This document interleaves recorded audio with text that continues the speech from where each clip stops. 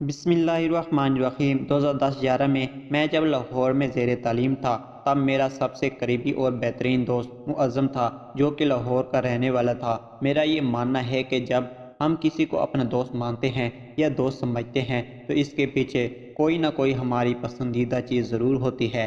یا تو اس شخص کے اعمال ہمیں پسند ہوتے ہیں، یا الفاظ ہمیں پسند ہوتے ہیں، یا اس کی شکل و صورت پسند ہوتی ہے، یا اس کی دولت اور رعب و دبدبہ پسند ہوتا ہے، یا پھر ہمیں وہ سارا کا سارا ہی پسند ہوتا ہے۔ اس کے ہر اچھائی ہر برائی پسند ہوتی ہے۔ میں نے معظم کو جس وجہ سے دوست مانا تھا وہ وجہ اس کا انداز گفتگو تھا۔ میں اس کی بات کرنے کے طریقے سے انتہائی متاثر تھا۔ میں نے بہت حد تک کوشش کی کہ اس کے انداز گفتگو کو اپنا لوں لیکن میں ایسا نہ کر سکا۔ البتہ مجھے اس بات کی خوشی ضرور تھی کہ اس نے مجھے دوست ہونے کے ساتھ ساتھ بھائی مانا اور مجھے اپنے گھر کا فرد سمجھ لیا۔ اس کی خوبیوں میں ایک بڑی خوبی یہ بھی تھی کہ مجھ سے اس کی بہت گہرے تعلقات ہونے کے باوجود کبھی بھی اس نے مجھے اپنی ماں بہن یا کسی بھی نسوانی رشتے سے نہیں ملوایا، نہ ہی کبھی میرا اور ان کا سامنا ہونے دیا، بلکہ وہ مجھے اکثر کہا کرتا تھا کہ شہریال بھائی، یاد رکھنا دنیا میں جو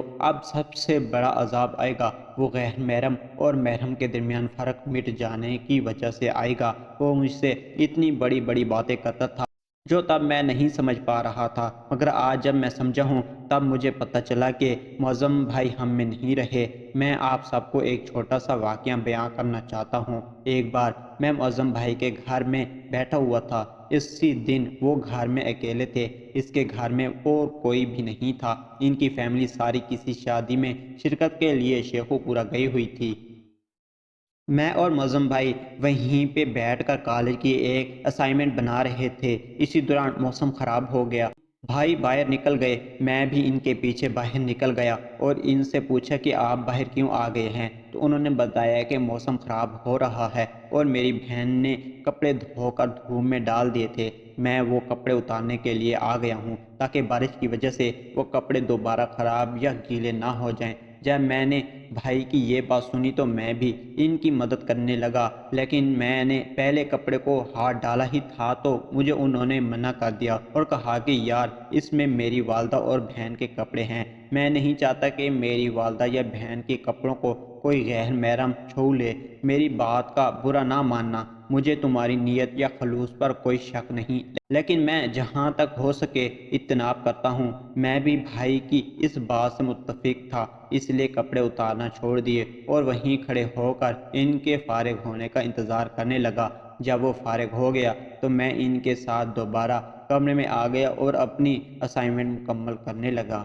چند دن پہلے مجھے پتہ چلا کہ معظم بھائی کی موت ہو چکی ہے۔ موت کی وجہ قتل ہے اور ان کا قاتل کوئی اور نہیں بلکہ ان کی سگی بہن ہے۔ ان کی بہن کی پڑوسی لڑکی سے بہت دوستی تھی اور پڑوسی لڑکی کے ذریعے اس نے کسی محلے کے لڑکے سے دوستی لگا لی جس کی معظم بھائی کو خبر نہیں تھی۔ یہ دوستی محبت میں بدلی اور پھر اپنے محبوب کے کہنے پر معظم بھائی کی بہن نے اپنے گھر شادی کی بات کی، لیکن جب لڑکے کے متعلق پتہ چلا تو معظم بھائی نے منع کر دیا۔ نہ جانے کیسے ایک ایسی بہن کے دل میں اپنے بھائی کے متعلق یہ وہم چلا گیا کہ اس کا بھائی اس کی محبت کی راہ میں رکاوٹ بن رہا ہے۔ ایک ایسا بھائی جو یہ بھی نہیں برداشت کرتا کہ اس کی بہن کے کپڑوں کو یا لباس کو کوئی اور غیر محرم مرد چھو۔ ایک ایسا بھائی جو اپنے ایمان کی مانند اپنی بہن کی حفاظت کیا کرتا تھا اور شادی سے انکار کی حقیقی وجہ بھی یہی تھی۔ جس لڑکے کو معظم بھائی کی بہن پسند کرتی تھی وہ انتہائی لوفر،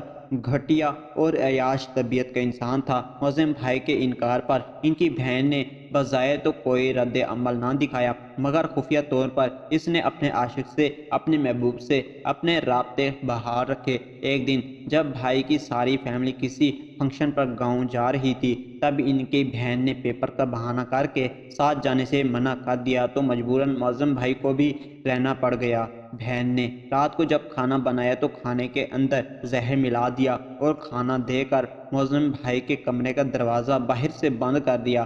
خود اپنے عاشق کے ساتھ فرار ہو گئی۔ جب 3 دن بعد گھر والے واپس پہنچے تو ان کو اپنی بیٹی کی کرتوت اور بیٹے کی موت کی خبر ملی تو پاؤں تلے سے زمین نکل گئی۔ اسی وقت پولیس کو اطلاع کی گئی۔ قانونی کارروائی کے بعد لاش کو دفن کر دیا گیا۔ دوسری طرف 1.5 ماہ بعد قاتلوں کو گرفتار کر لیا گیا اور پولیس تفتیش میں یہ ساری حقیقت کھل کر سامنے آئی کہ کس طرح ایک غیر محرم کی خاطر بہن نے اپنے سگے بھائی کی جان لے لی۔ آج وہ بہن اور اس کا عاشق دونوں جیل میں ہیں اور کوئی بھی ان کے کیس کی پیروی کرنے کو تیار نہیں۔